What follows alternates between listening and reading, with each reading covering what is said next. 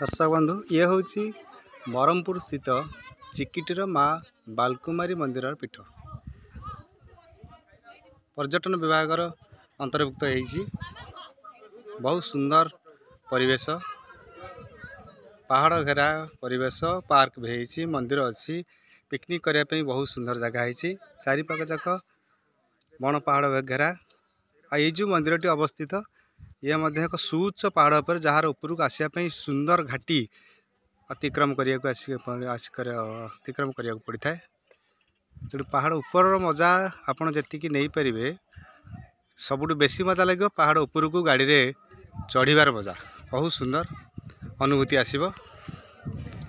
देखिपे निकटस्थ मंदिर सब यही ऊपर अच्छा माँ बालकुमारी पहाड़ पूरा शिखर देश में अवस्थित माँ पीठ दर्शन सारिक आम फेरलुणी। पहाड़ जस्ट से माँ निर्माण देश में एक सुउच्च पत्थर खंड को नहीं एक शिवलिंग निर्माण करा यही देखिपे। ये हूँ से बालकुमारी पीठ स्थित एक विराट शिवलिंग जहाँ को निर्माण करा आविर्भाव नुहे पर्यटकों आकर्षण बढ़ाई ये सब व्यवस्था करा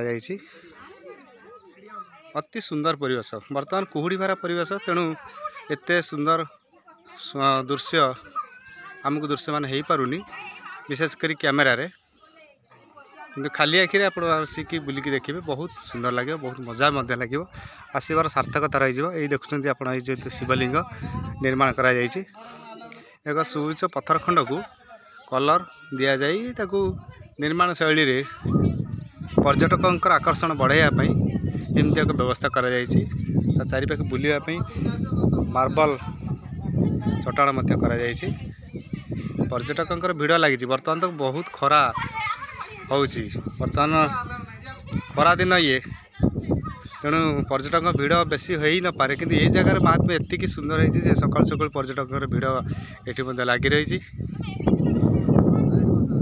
वास्तविक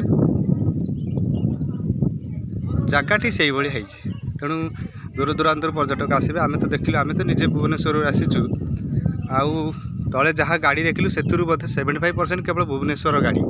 तेणु भुवनेश्वर आड़ू बहुत पर्यटक यही जगह को आसुचंती माँ सानिध्य लाभ करने एवं प्रकृतिर शोभा परिदर्शन करने।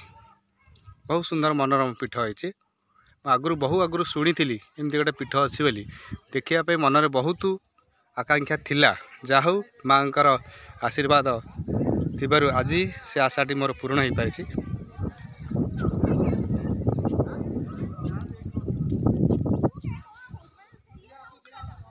ये हूँ माँ चारिपाखर दृश्य।